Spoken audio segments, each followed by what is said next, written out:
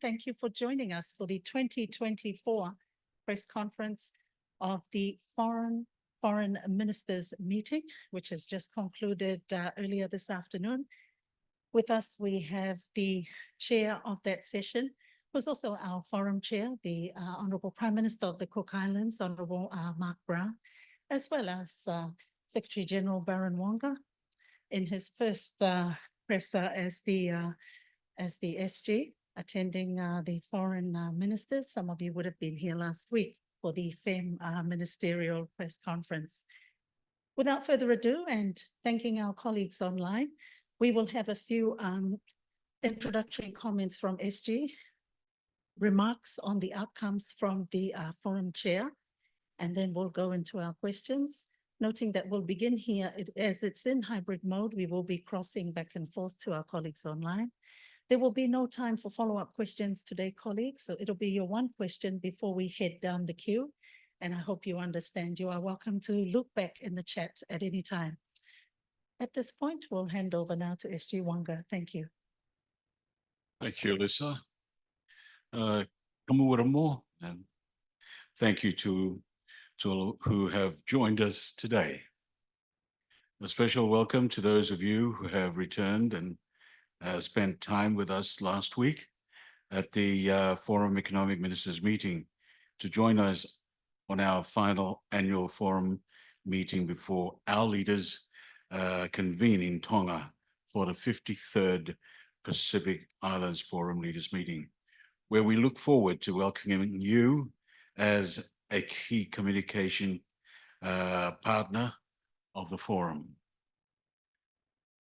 The key outcomes of today's foreign ministerial meeting will be published in due course, and I understand you will be receiving an embargoed version of the outcomes if you don't have it already.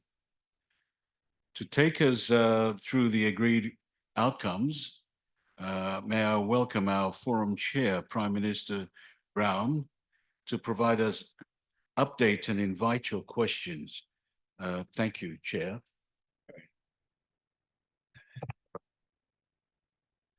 Thank you, Secretary General. It's my pleasure just to provide you with some updates with some highlights of the outcomes of our foreign ministers meetings today. The first item on our agenda was the update on the work undertaken on our 2050 strategy. And foreign ministers agreed that the executive summary on the 2050 baseline report will be forwarded to leaders for their consideration at the leaders meeting later this month. In addition, the high-level summary on the prioritized regional collective actions will also be forwarded to leaders for their consideration. We commended very much the efforts that have been undertaken to date on the development of our baseline report, and also note that this is a work in progress at this stage. In terms of the review of the regional architecture, foreign ministers again commended the work that's been undertaken on phase 1 and phase 2 of the review, and endorsed the phase 2 report of the review, and the draft leaders retreat brief was provided to foreign ministers.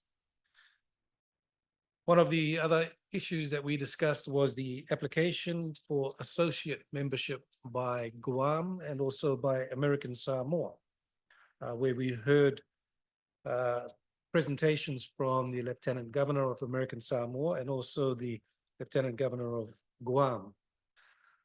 Those applications were considered for associate member status within the Pacific Islands Forum. We affirmed the importance of the review of the Forum associate members and Forum observer categories and criteria within our wider Forum architecture. But the application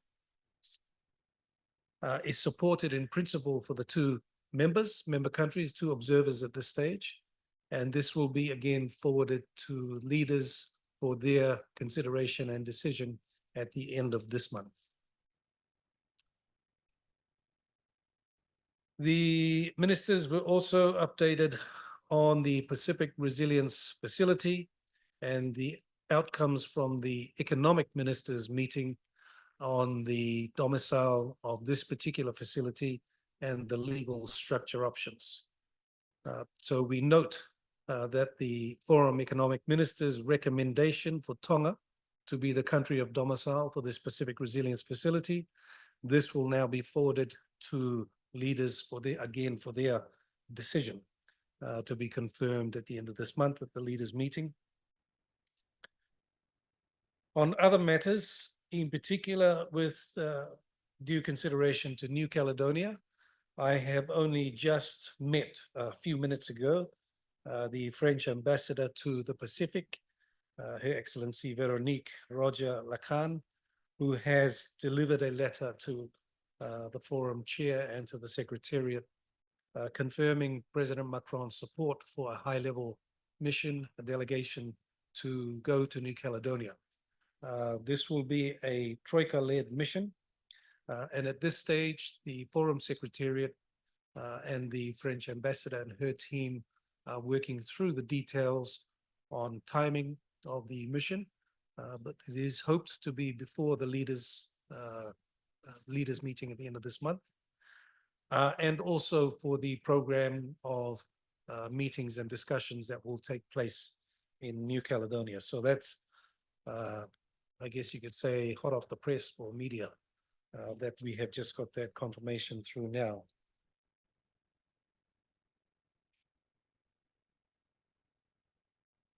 And I think one of the other highlights that I'd like to bring up to notify us from our meeting was the Pacific Policing Initiative.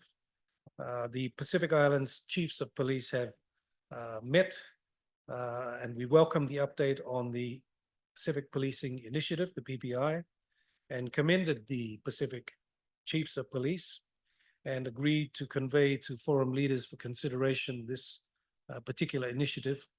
But bearing in mind also that there is a need for further consultation at national level to ensure that the Pacific policing initiatives are going to meet national level needs and requirements for their policing. And finally, we welcome the initiative by the Prime Minister of Tonga, the government of Tonga, to elevate health and education to the leaders' agenda for consideration at this year's forum at the end of this month.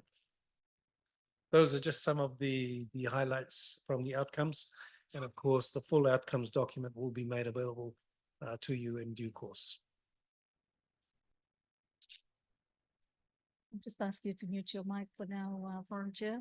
Thank you very much for that comprehensive introduction. We'll be taking questions now. We'll start with Fiji Television with Meroni and then head out to Stefan of Benar News. Thank you. Thank you so much, Meroni from Fiji Television. My question is on the Pacific Resilient Facility. How many pledges have been made to the PRF and from how many countries? Thank you.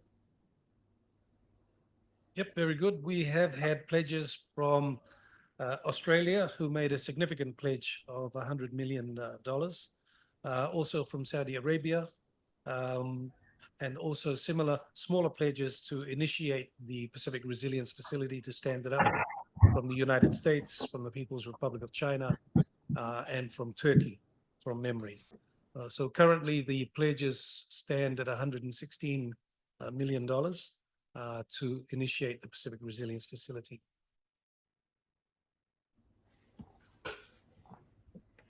Over to you, Stefan. Thanks, Lisa. Question to the chair, please. Last year in the Cook Islands at PIF, Papua New Guinea and Fiji's Prime Minister were appointed as special envoys on the issue of West Papua.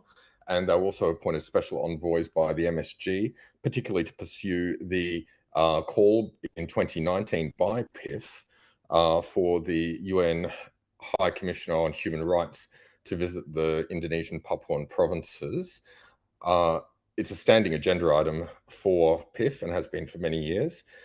There's the Office of the High Commissioner has said there's been no progress made on securing a visit to to Indonesia and the Papuan provinces. What have the foreign ministers reported back on this standing agenda item to this meeting? And what do the foreign ministers recommend that leaders discuss at PIF in Tonga? Thank you.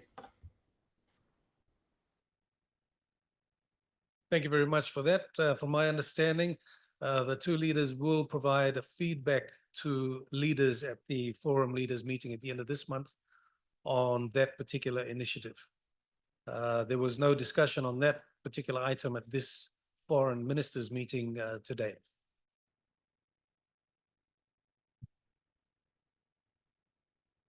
Thank you very much. We'll head to you, Ala, from PMN in New Zealand. Malo Pito, just on the approval from President Macron on the New Caledonia visit, who's expected on the delegation and what are the chances that it will be before PIF in Tonga?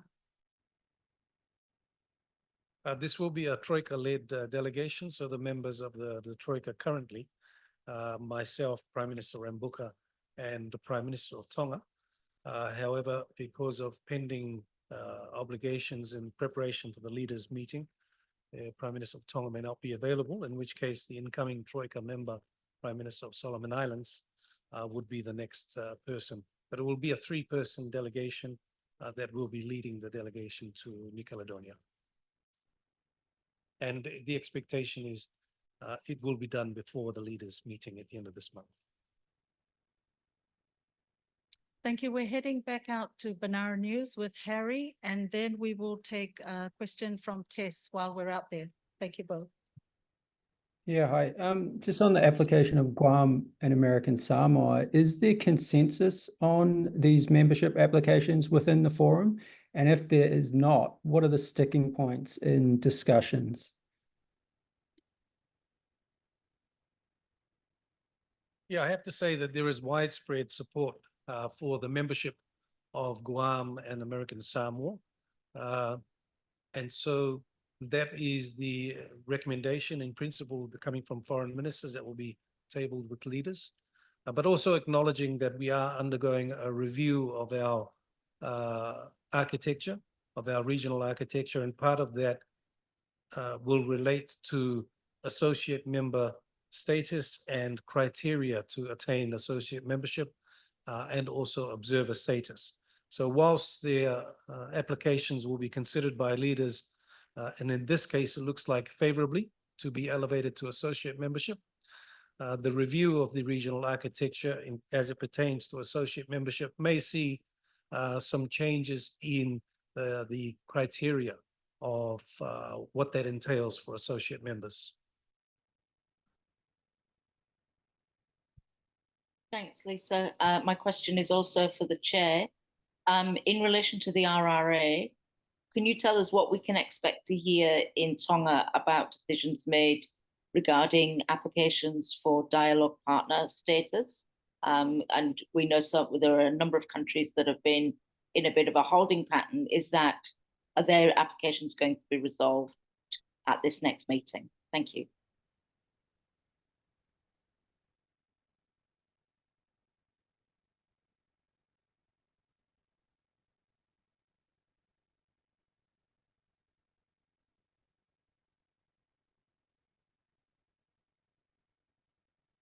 Yes, thank you. And that is an area that is under consideration.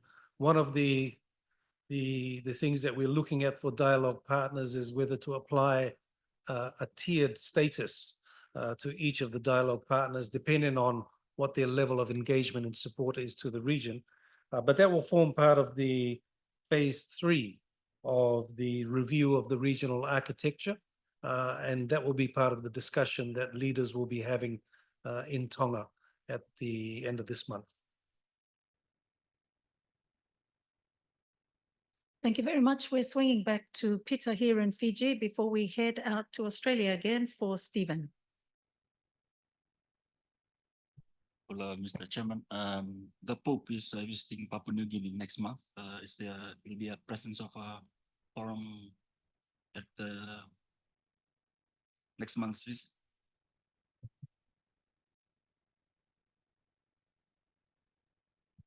Yes, I do recall the Prime Minister of Papua New Guinea will be inviting Pacific leaders to also be part of that huge event in the Pacific with the visit of the Pope to Papua New Guinea.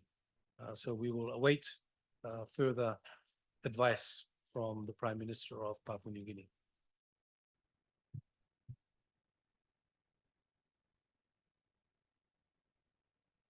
Over to you, Stephen. Oh, thank you, Lisa, and thanks for the opportunity to ask a question. Chair, if I could ask you, please, just for a little bit more clarity on the question of New Caledonia. I think you said, if I heard correctly, there's an expectation that that visit by the Troika will occur before the PIF leaders meeting. Does that mean that France has not yet given a guarantee that this timetable will be able to be met? Or is there at least an in principle agreement that they will facilitate that within the next 2 weeks? Thank you. Yes, I can confirm that France have approved and supported the visit. The matter of timing is really upon the Troika members, myself, Prime Minister Rambuka, who has previous engagements locked in.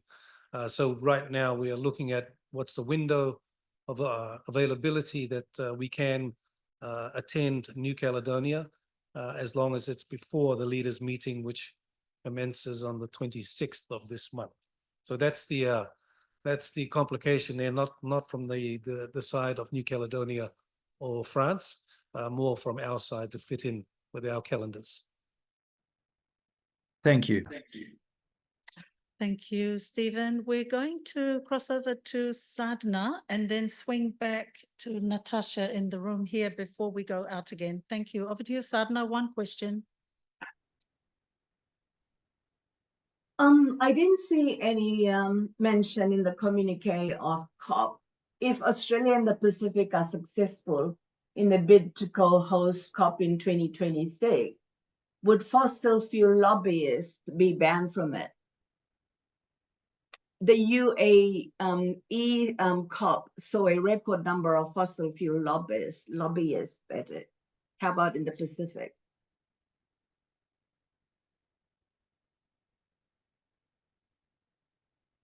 Okay, in terms of the COP, there was no discussions here, but from what I understand, climate ministers will be meeting towards the end of this year in order to prepare for COP. And I guess the question that you asked about Australia, is it? No, will be part of their topic of discussion. The question is, if COP is successful, if Australia and the Pacific are successful in the bid to co-host COP, would fossil fuel lobbyists be banned from it? I have no idea, but yes, I'm not sure whether I can answer that question at all, as that would be up to the organizing group that is would be organizing COP, Australia and the Pacific Islands. That hasn't been discussed in the foreign ministers meeting here. Thank you very much. We're heading up to Mavic. Actually, we'll go to the North Pacific because we haven't had the North Pacific on here for a while, colleagues, and we do have one colleague in the room from there. Mavic, over to you with Pacific Island Times. Hi, Lisa, thank you. This is a follow-up question to the American Samoa and Guam's membership. Are there any more requirements that they need to meet prior to the discussion in Tonga? Are they expected to further argue their cases? And number two question, as non-voting members, what will be the scope of their participation in PIF and what will be the restrictions? And one last question, related questions. Is there any apprehensions regarding their status as U.S. territories? That would be all. Thank you. Okay, I'll try and answer all those questions. No, I do not see any further need for Guam or American Samoa to provide additional supporting statements or information to support their application.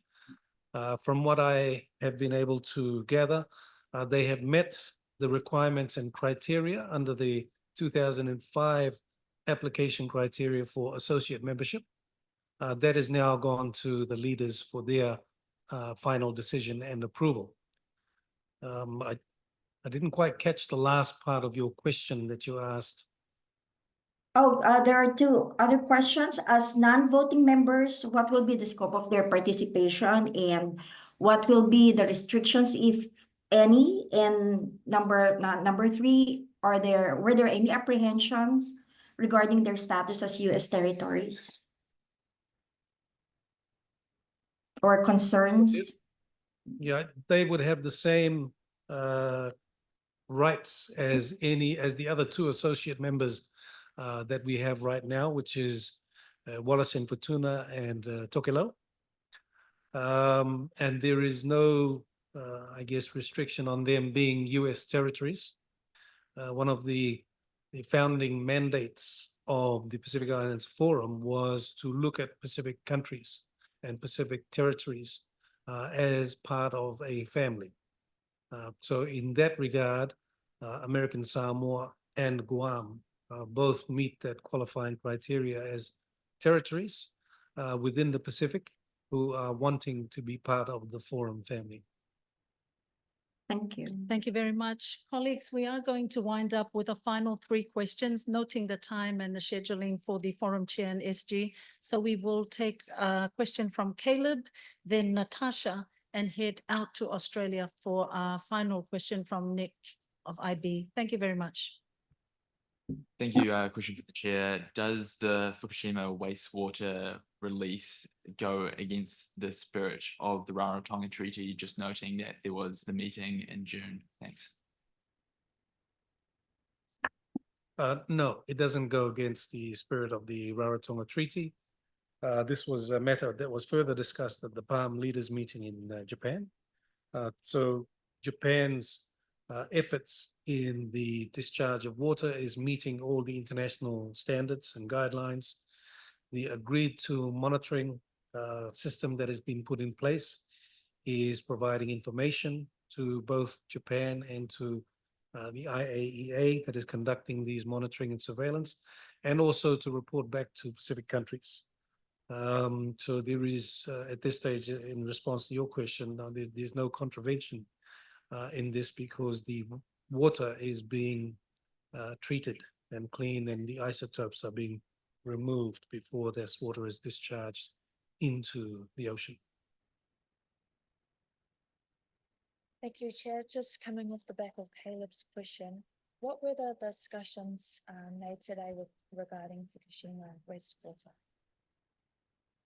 The discussions were around building capability and capacity in the Pacific region to be able to undertake monitoring and surveillance of issues around nuclear contamination and discharge. So that's a work in progress, if you like, within the region, noting that currently the monitoring and surveillance is being conducted by the International Atomic Energy Agency, the global authority on nuclear matters. To build that capability within the Pacific means utilizing our existing scientific institutions like SPC or others to be able to have, if you like, regional Pacific capacity to be able to do similar work, or to be able to either work alongside the IAEA or do similar sort of monitoring work that the IAEA does. Thank you very much, Tim. Over to you, Nick, for the final question of the day. Thank you, Chair, and thank you, Secretary General. Given that the Government of New Caledonia, rather than the Government of France, is a member of the Forum, I wonder if you could elaborate a bit on what issues were raised by the New Caledonia delegation, and what did they ask the Forum about economic reconstruction, about security, and so on, beyond the delegation visit? No, the New Caledonia delegation provided an update on the situation on the ground, and also was able to discuss the requests from New Caledonia for a mission, a high-level mission from the Forum, to be able to visit New Caledonia again to provide an assessment of the issues on that is occurring in New Caledonia and be able to report back to forum leaders on the outcomes of our visit. The forum is very mindful of the nature of the relationship that New Caledonia as a member of the forum has, but also France's relationship with New Caledonia currently as a territory of France. So there are some sensitive political dimensions that must be taken into account, but we feel that our sentiments as a forum, firstly, is to try and reduce the incidence of violence that has taken place over the last few months, and also to call for dialogue as the way forward to address the concerns that have been raised by members in New Caledonia that has led to this violence. So we reiterate that support as a Pacific Forum, our call for the de-escalation of violence, and further our call for coming to the table and continuing dialogue to see a way forward. Thank you very much, Chair, SG and colleagues. That's a wrap for the Foreign Ministerial Meeting of 2024. We'll see you in Tonga for those who want to get the extended remix and attend the press conference in Tonga.